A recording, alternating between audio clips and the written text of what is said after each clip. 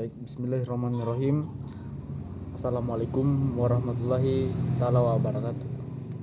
Perkenalkan, nama saya Sardin Labaa dengan NIM 23660027. Di sini saya akan menjelaskan suatu materi yang dari awal dijelaskan dan saya akan mengulanginya kembali dengan judul materi tekstur batuan sedimen.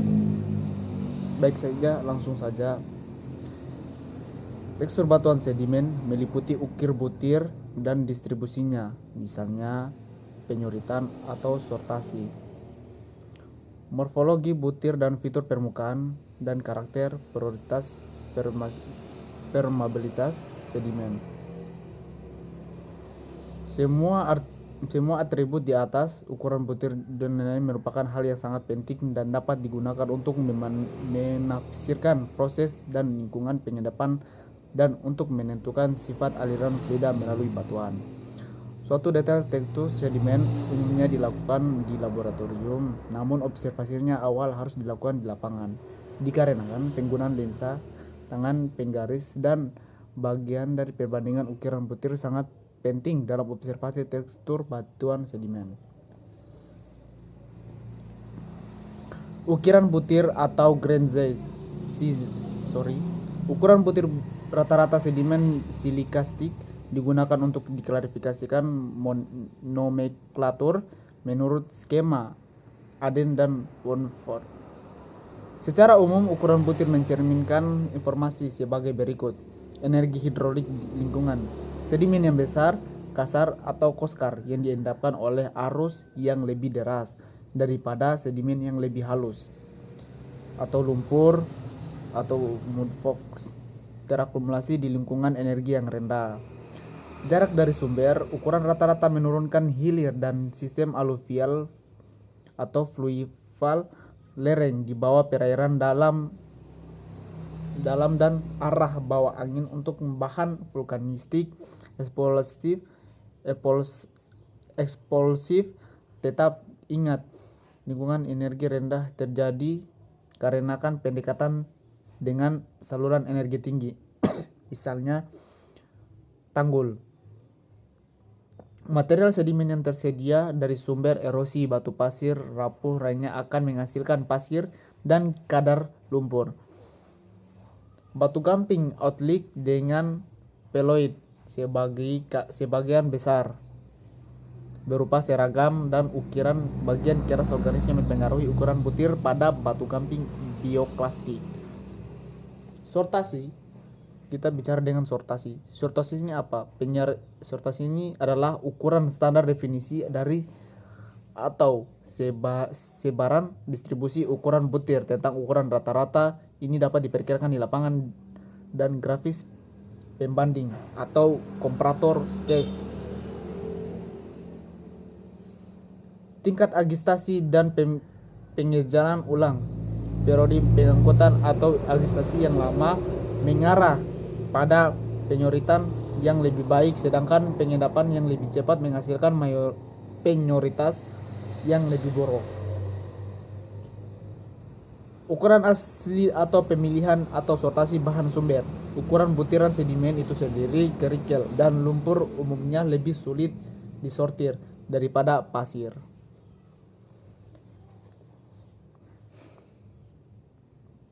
Ada 3 aspek morfologi butir, yaitu shape atau form, ditentukan oleh rasio sumbu pendek, panjangnya atau menengah.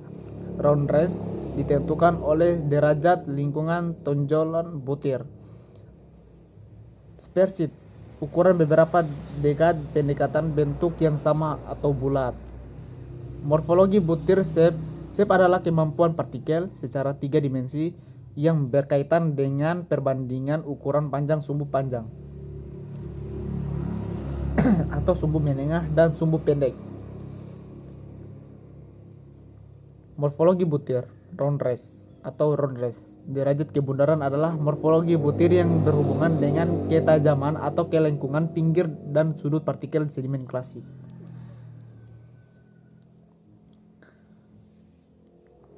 Morfologi butir. Spersitif.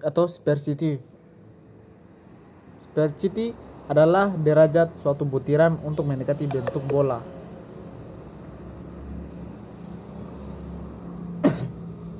Sedimen fabrik. Dua aspek fabrik atau kemas, misalnya susunan butir, yaitu orientasi butir dan kemasan butir. Keduanya dapat dihasilkan dari proses pengendapan dan atau pemilihan penguburan kekuatan tektonik. Kemas fabrik berkaitan dengan aturan butir yang batuan serta hubungan dengan matrik tinggi rendah yang kelimpahannya matrik secara langsung berpengaruh terhadap tingkat kerapatan persinggahan antara butir.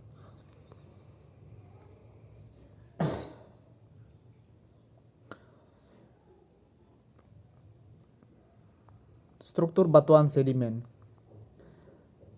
Struktur batuan sedimen merupakan kenampakan dalam tubuh batuan sedimen atau diantaranya berlapisan atau tubuh batuan sedimen terbentuk karena proses fisika, kimiawi maupun biologis. Struktur batuan sedimen terbagi atas erosi pengendapan atau pasca pengendapan dan biogenik. Struktur erosi. Struktur erosi yaitu struktur yang terbentuk karena proses erosi oleh aliran fluida dan aliran sedimen sebagai pengendapan di atasnya bidang berlapis dan oleh partikel yang menggerus permukaan sedimen. Struktur erosi dibentuk oleh aksi arus erosif yang berpengaruhi oleh beban sedimen.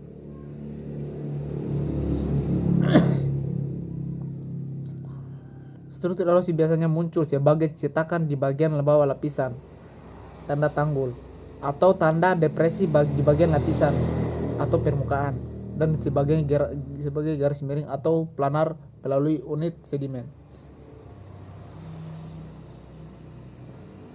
Struktur pengendapan.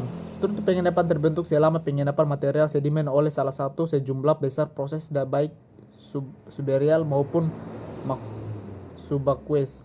Struktur ini sering terjadi pada permukaan lapisan dan dalam lapisan. Contohnya wavelets of lamination atau paralel lamination atau stratification.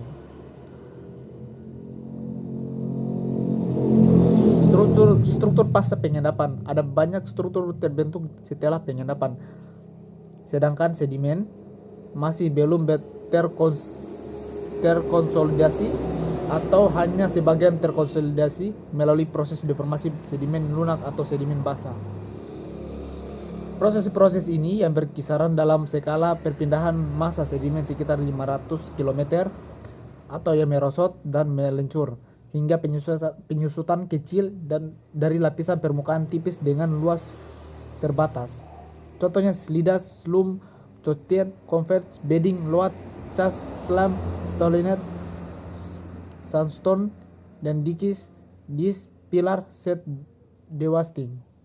Slum menunjukkan lipatan internal, berbagian dan asimetris dan terkait dengan dorongan. Komposisi batuan sedimen. Komposisi batuan sedimen adalah mengacu pada sifat komponen yang menyusun batuan sedimen. Secara umum, komposisi sedimen terdiri dari kerangkaan atau bahan partikel yang lebih kasar, matriks atau bahan partikel yang lebih halus, dan sedimen termasuk mineral autogenik individu serta bahan peningkatan yang terbentuk selama diagenis. Hampir semua fragmen mineral atau batuan fosil hewan atau sisa tumbuhan dapat muncul di sedimen.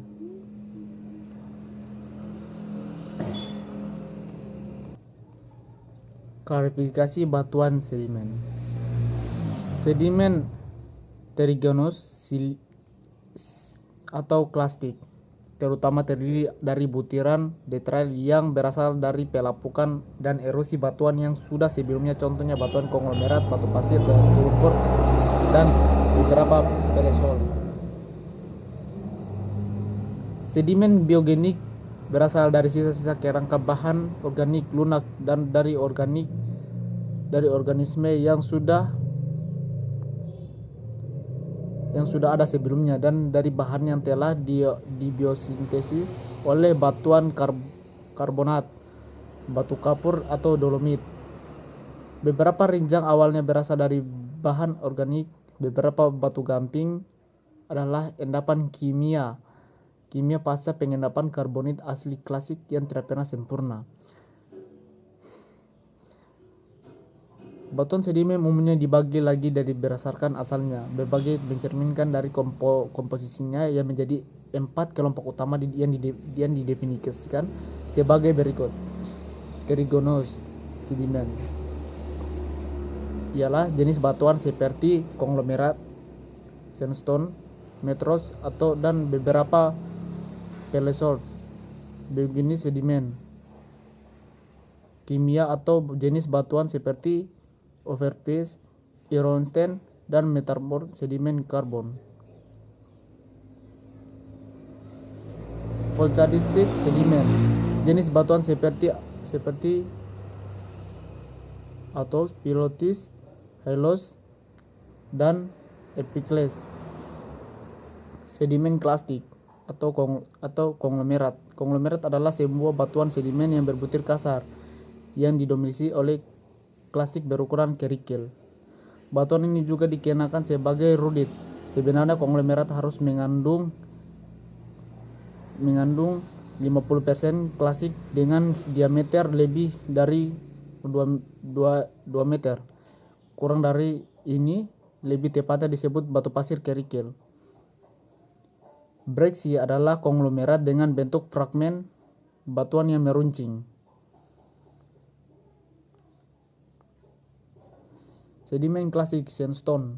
Batu pasir adalah batuan sedimen yang berbutir sedangkan yang mengandung dari 50% butiran berukuran 0,063 sampai 2 mm yang juga dikenakan sebagai Orientation Wadcast dan Gray Wadcast. Batu pasir merupakan salah satu jenis sedimen yang paling umum dan dapat ditemukan di hampir semua lingkungan mulai dari dataran aluvial paling proksimal hingga dataran cekungan laut terdalam.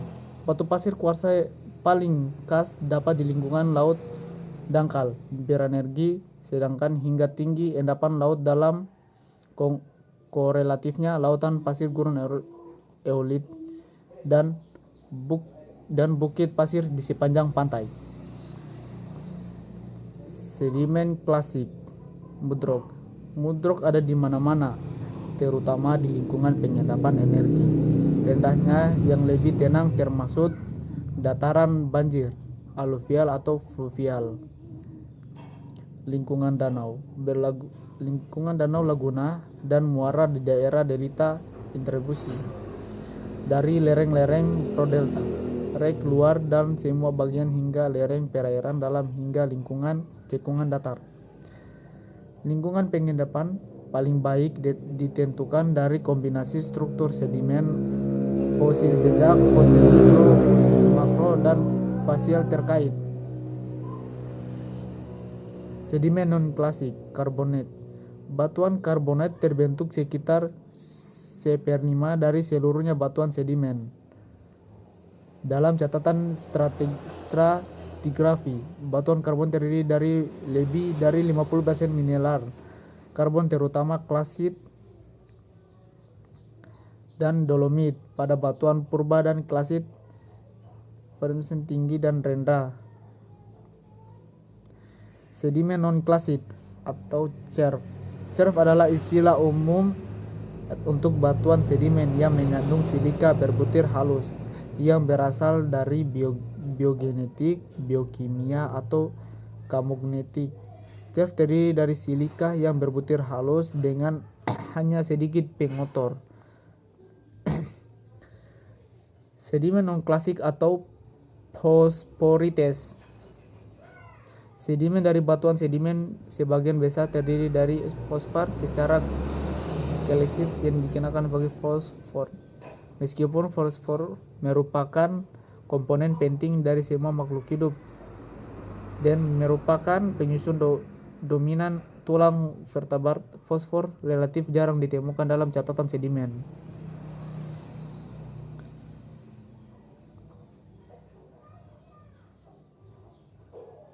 Fosfor laut terdapat di sepanjang daerah sel di luar lereng atas lapisan benua yang telah meningkatkan produktivitas organis. Fosfor laut sebagai besar terbentuk dari kondisi oksigen yang rendah daripada kondisi anoksis yang penuh terjadi dalam bentuk pelet fosfor nodul atau kerak dan atau lapisan tipis.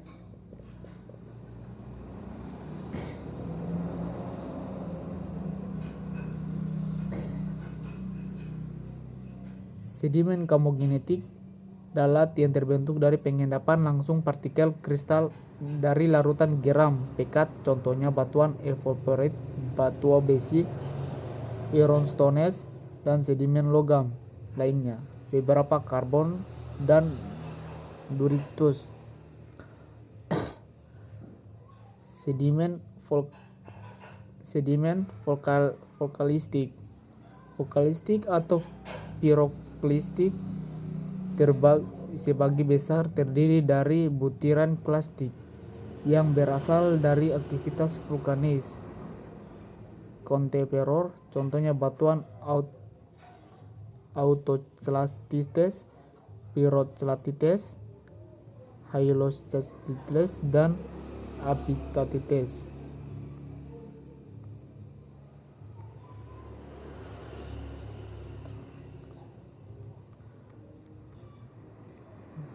Oke, baik, mungkin itu saja materi yang saya akan bahas, dan kurang lebihnya mohon dimaafkan apabila ada kesalahan. Baik, terima kasih. Assalamualaikum warahmatullahi wabarakatuh.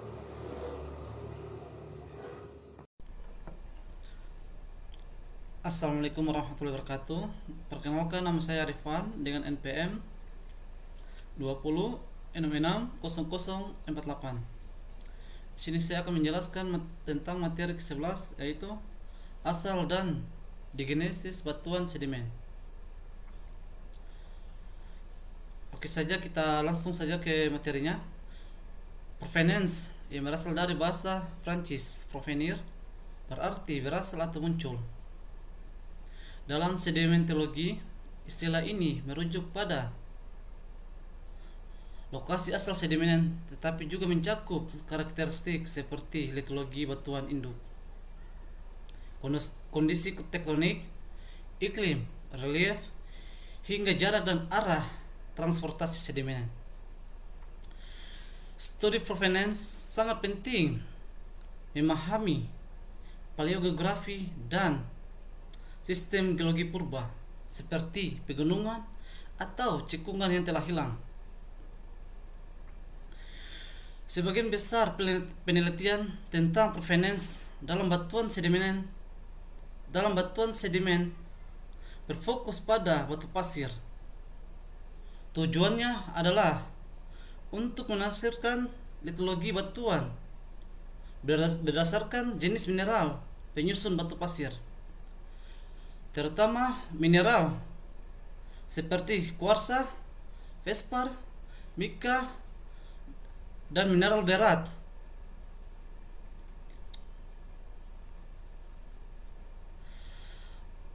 Membaca asal-usul dari sifat kuarsa. Kuarsa adalah mineral paling umum dalam batu pasir, dan karena kestabilan kuarsa sering menjadi fokus utama dalam studi provenance. Inklus atau cairan mineral dalam kuarsa serta pola kepunahan tak beraturan telah lama dipakai sebagai indikator asal. Teknologi membantu memperjelas asal-usul kuarsa. Contohnya, kuarsa plutonik menampilkan Cl biru hingga ungu. Kuarsa vulkanik tampak merah. Kuarsa metamorf tampak coklat, dan kuarsa hidrotermal menunjukkan Cl hijau atau biru pendek. Asal-usul dan pentingnya fespar. Fespar, meskipun kurang stabil dibandingkan kuarsa, memberikan informasi penting karena kemunculannya menunjukkan batuan sumber kristalin generasi pertama. Feldspar lebih jarang ditemukan dalam batu pasir lainnya. Mineralogi dan zonasi feldspar, terutama palidoklas, bisa menunjukkan tipe batuan asal. Namun karena feldspar bisa muncul dari berbagai jenis batuan, penggunaannya sebagai indikator provenience hanya bersifat panduan kasar. Mineral berat juga digunakan dalam studi provenience karena jenis batuan sumber yang berbeda cenderung menghasilkan asosiasi mineral berat yang khas. Analisis ini dilakukan dengan cara mengidentifikasi jenis dan kelimpahan mineral berat dalam batu pasir, sehingga dapat mengarah langsung pada litologi batu asalnya. Geokimia batuan utuh sebagai indikator batuan sumber. Studi geokimia batuan utuh mencoba menghubungkan komposisi kimia batu pasir berdasarkan unsur mayor, minor atau rasio unsur tertentu dengan batuan sumber, meskipun tidak terlalu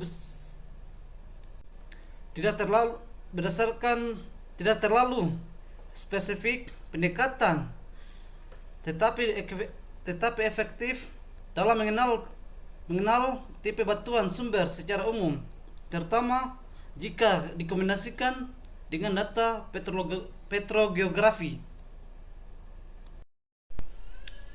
Asal batu pasir, interpretasi pengaturan tektonik. Interpretasi provenience tidak lengkap tanpa memahami hubungan antara daerah sumber, cekungan pengendapan, dan kerangka tektonik regional. Menurut Dickinson, setting tektonik dapat diklasifikasikan menjadi 3 kelompok utama. Pertama, blok kontinental, 2 busur magmatik, dan orgen daur ulang. Setiap kelompok menghasilkan tipe sedimen tertentu yang mencerminkan proses geodinamik yang mendasarinya. Oke, kita masuk ke materi ke-12, yaitu proses metamorfosa dan batuan metamorfik.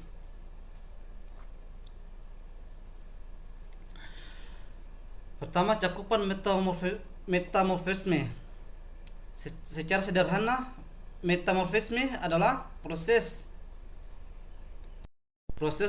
kristalisasi batuan dalam kondisi di bawah titik leleh atau liquidus pada suhu rendah. Metamorfisme berbaur dengan digenesis, yaitu perubahan yang terjadi selama sedimentasi batuan sedimen. Sementara itu, pada suhu yang lebih tinggi, metamorfisme dapat tumpang tindih dengan proses pembekuan batuan secara parsial yang dikenal sebagai anektesis. Anektesis lelehan dari proses ini membentukkan batuan sejati, sedangkan sisa padatan atau restituted tetapi dianggap sebagai batuan metamorf yang mineralnya tidak mengkristal langsung pada lelehan tersebut. Jenis-jenis metamorfisme. Secara umum terdapat 5 jenis utama metamorfisme, yaitu 1. Metamorfisme regional, 2. Metamorfisme kontak, 3. Metamorfisme boreal, 4. Metamorfisme dinamis, 5. Metamorfisme hidrotermal. Setiap jenis metamorfisme memiliki kondisi pembentukan, skala, dan proses geologi yang berbeda. Metamorfisme regional.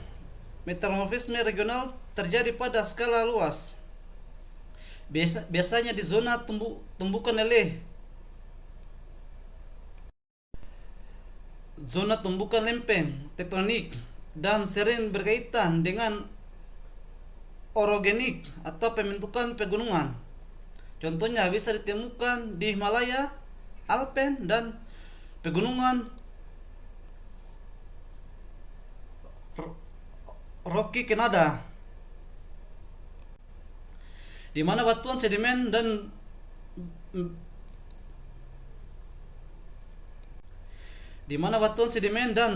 beku mengalami tekanan dan suhu tinggi selama jutaan tahun.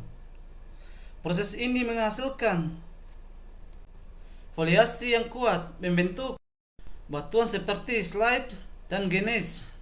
Selain itu, di wilayah seperti pedalaman California, metamorfisme regional terdokumentasi selama proses akresi sedimen di area Mozoikum.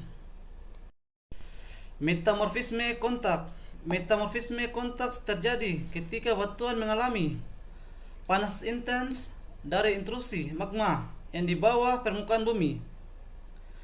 Proses ini bersifat lokal dan berbasis di sekitar intrusi batuan beku.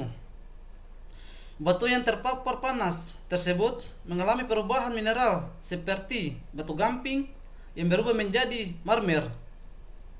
Pada kerak yang lebih dangkal, batuan metamorf kontak umumnya tidak mengalami deformasi. Namun di kedalaman yang lebih besar, metamorfisme kontak dapat bertransisi ke metamorfisme regional akibat kombinasi panas dan tekanan. Metamorfisme boreal terjadi akibat penguburan batuan di dalam cekungan sedimen yang dalam yang mana meningkatkan suhu dan tekanan disebabkan oleh gradien panas bumi. Umumnya proses ini tidak melibatkan deformasi struktural dan terjadi secara perlahan. Metamorfisme boreal memiliki peran penting dari pematangan organik, pembentukan minyak bumi. Namun jika suhu melebihi batas tertentu, batuan ini memasuki zona metamorfisme. Metamorfisme dinamis terjadi di zona patahan atau zona geser, di mana batuan mengalami deformasi lokal akibat migrasi fluida. Meskipun kerak bumi umumnya kering, dalam kondisi deformasi dalam fluida hidrotermal dapat memasuki zona ini dan bereaksi dengan mineral halus, membentuk zona metamorfisme lokal yang menyebar dari zona geser hingga ke batuan utuh di sekitarnya.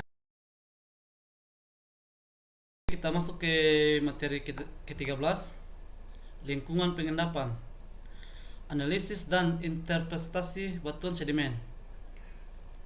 Tujuan utama dalam analisis batuan sedimen adalah menyatukan berbagai pengamatan yang dilakukan di lapangan, termasuk pengamatan terhadap fases sedimen, fiturnya, pola asosiasi, fasies, dan siklus pengendapan.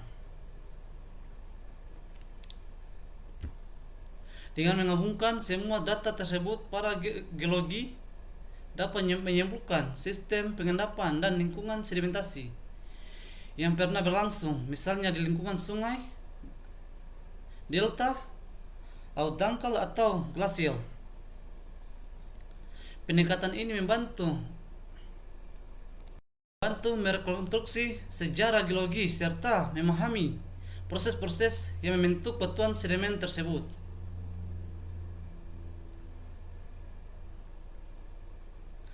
Satu, lingkungan fluvial dan aluvial. Lingkungan fluvial meliputi proses dan endapan yang terjadi di aliran sungai. Contohnya adalah lapisan merah fluvial,